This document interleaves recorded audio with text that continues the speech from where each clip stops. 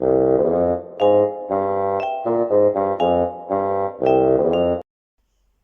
¿cómo están? Bienvenidos a su espacio Coronalibros Time. Suscríbanse ahí en la página de YouTube. Dejen sus comentarios. La mayoría de los que he recibido de manera privada han sido en el sentido de que prefieren que leamos historias que empiecen y terminen en una misma sesión. Así es que pues busqué allí en mi librero y encontré algo padrísimo que les voy a leer hoy.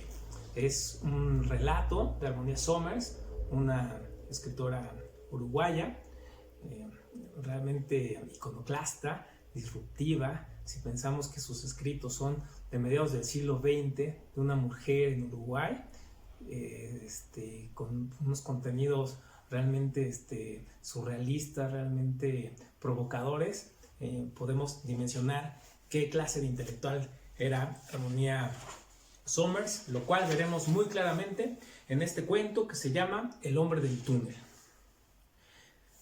Cuento para confesar y morir. Iba saliendo de aquel maldito caño un tubo de cemento de no más de 50 centímetros de diámetro en el que había tenido el coraje de meterme para atravesar la carretera cuando lo conocí. Contaba entonces 7 años. Eso explica por qué, si es que se puede cruzar normalmente una senda, alguien pensara en la angosta alcantarilla como vía.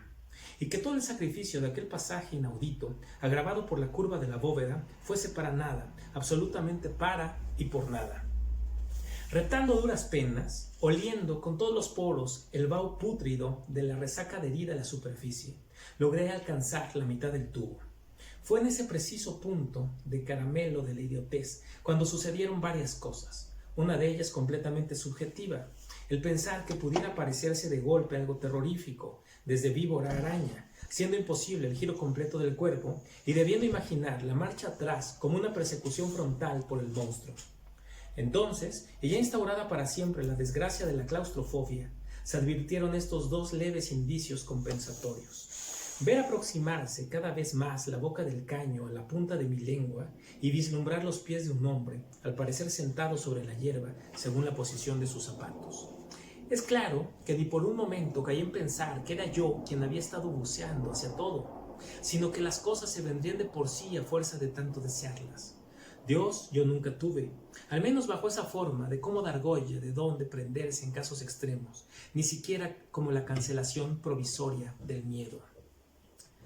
Así, solamente asistida por la imagen circular y dos pies desconocidos, fue como llegué a la boca de la alcantarilla, hecha una rana bogando en seco, y exploré la cosa. El hombre de las suelas, gruesas y claveteadas en forma burda, estaba sentado, efectivamente, pero no sobre la hierba, sino en una piedra. Vestía de oscuro, llevaba un bigote caído de retrato antiguo y tenía una ramita verde en la mano. Mi salida del agujero no pareció sorprenderlo. Aún sin sacar todo el cuerpo, respirando fatigosamente y tatuada por la mugre del caño, debí parecerle un gusano del estiércol que va a tentar suerte al aire de los otros bichos. Pero él no hizo preguntas, no molestó con los famosos cómo te llamas ni cuántos años tienes con que a uno lo rematan cuando es chico. Y que tantas veces no habrá más remedio que contestar mostrando la retaguardia en un gesto típico.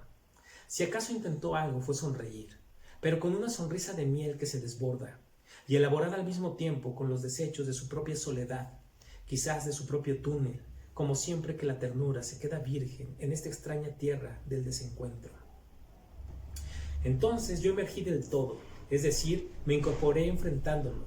De nuevo volvió él a echarme por encima aquel baño total de asentimiento, una especie de connivencia en la locura que me caló hasta los tiernos huesos. Nadie en la vida había sido capaz de sonreírme en tal forma, debí pensar, no solo completamente para mí, tal una golosina barata cualquiera, sino como si se desplegase un arcoíris privado en un mundo vacío. Y casi alcancé a retribuírselo. Pero de pronto ocurre que uno es hijo de la gran precaución, hombre raro, policía arrestando vagos, nunca, cuidado. Eran unas lacónicas expresiones de diccionario básico, pero que se las traían como pequeños clavos con la punta hundida en la masa cerebral y las cabezas afuera, haciendo de antenas en todas las direcciones del riesgo. Malbaraté, pues, el homenaje en cierne y salí a todo correr, cuanto me permitió el temblequeo de piernas. El relato, balbuceado en medio de la fiebre en que caí estúpidamente, se repitió con demasía.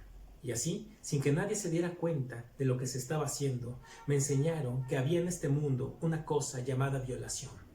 Algo terrorífico, según se lograba colegir viendo el asco pegado a las caras como las moscas en la basura. Pero que sí, de acuerdo con mi propia versión del suceso, podría provenir de aquel hombre distinto que había sonreído para mí desde la piedra. Debía ser otra historia.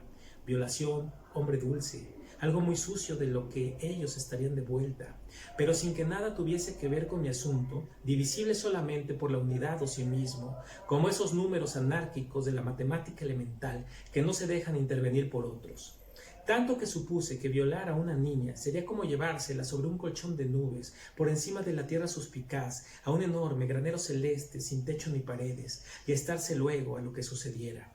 Así fue como la imagen inédita de mi hombre permaneció inconexa, tierna y desentendida de todo el enredo humano que había provocado.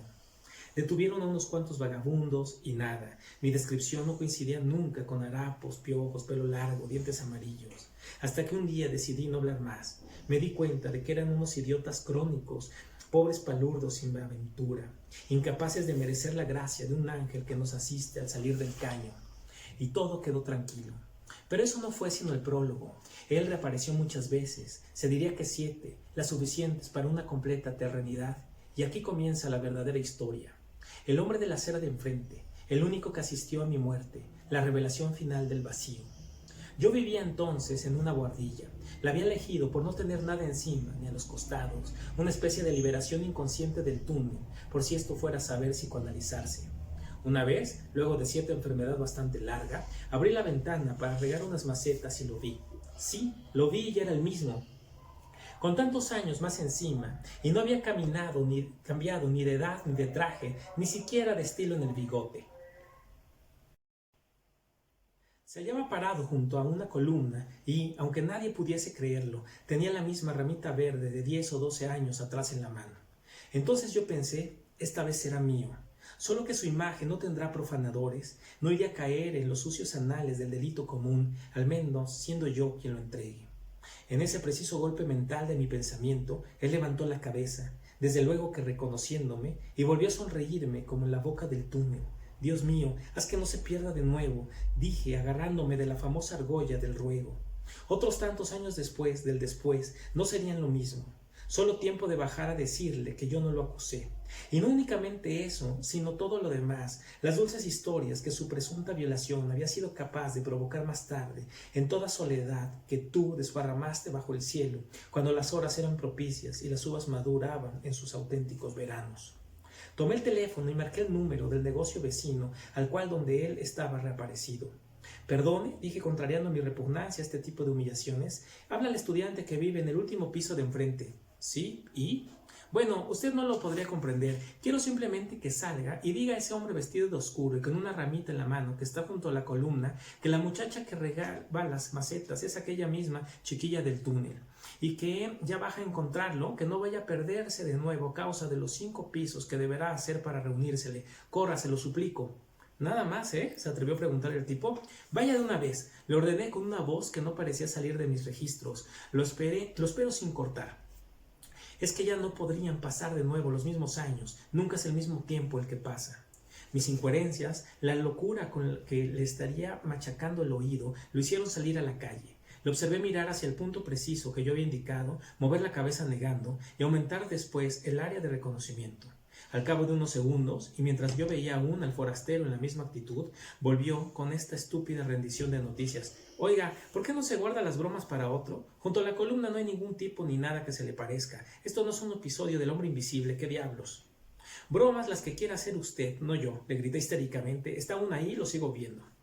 Eso si no agarró las de Villadiego al ver que yo o usted lo habíamos pescado a punto de robarse mi bicicleta, ¿no? Cállese, pedazo de bruto. O las de cruzar la calle nomás, agregó tomándose confianza, para trepar de 4 en 4 a su altillito, porque yo siempre pienso que usted duerme ahí demasiado sola y que cualquiera sería capaz de ir a acompañarla con gusto. Le corté el chorro sin fin de la estupidez con que amenazaba inundar el mundo, y hasta descubrí, quién sabría qué conexiones secretas con los demás, los de aquel tiempo que se me había ido perdiendo entre uno y otro año nuevo, llevándose sus caras.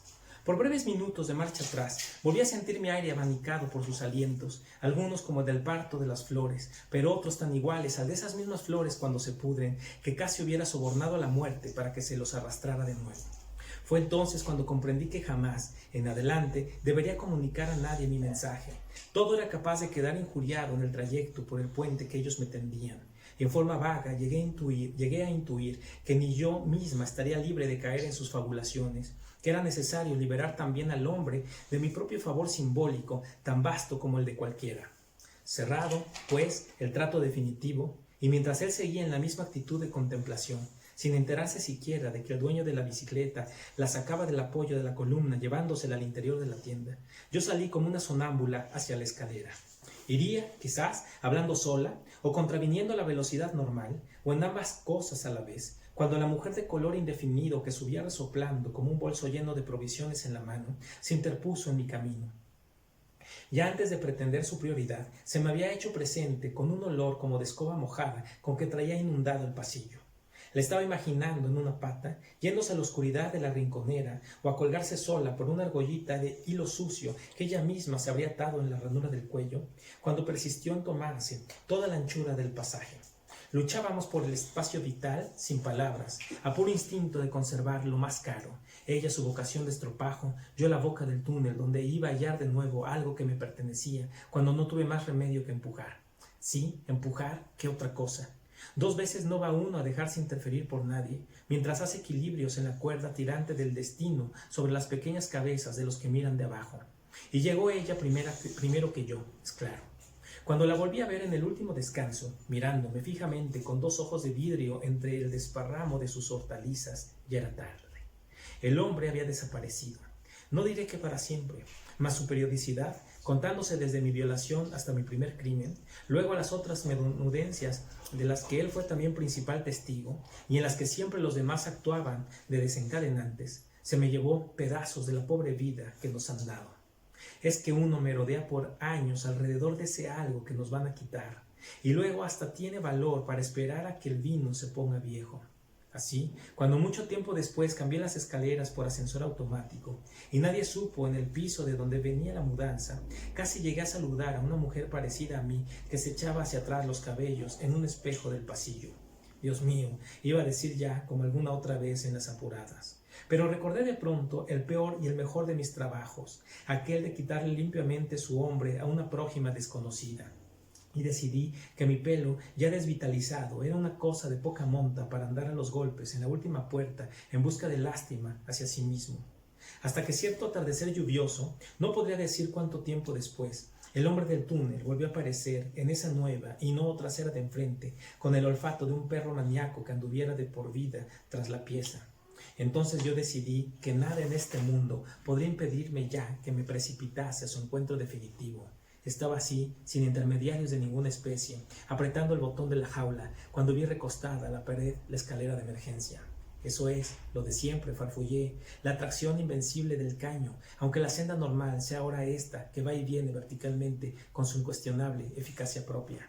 De pronto, y mientras la puerta del ascensor se abría de por sí como un sexo acostumbrado, el pasamanos grasiento de la escalera se me volvió a insinuar con la sugestión de un fauno tras los árboles. El minuto justo para cerrarse la puerta de nuevo, y yo hacia atrás de la memoria, cabalgando en los pasamanos, tal como alguien debió inventárselos para los incipientes orgasmos, que después se apoderan de las entrañas en sazón, hasta terminar achicándose en los climaterios como trapo quemado. Sí, grité de golpe, completamente libre ya de toda carga, incluso la de los otros, que también soportan lo suyo encima. Aquel sí colgado del vacío, sin más significación que la de su arrasamiento, se quedó unos instantes girando en el aire de la caja con otros sí más pequeños que le habían salido de todo el cuerpo y me acompañaron hasta la puerta. Crucé luego la calle con el mismo vértigo con que había cabalgado la escalera, ajena a la intención de las ruedas que se me venían como si el mundo entero hubiese enfilado sus carros en busca de mis vísceras. Yo estaba sorda y ciega a todo lo que no fuera mi objetivo. El abrazo consustancial del hombre de la ramita verde que seguía parado allí, sin edad, omiso ante la obligación de correr como un loco detrás del tiempo.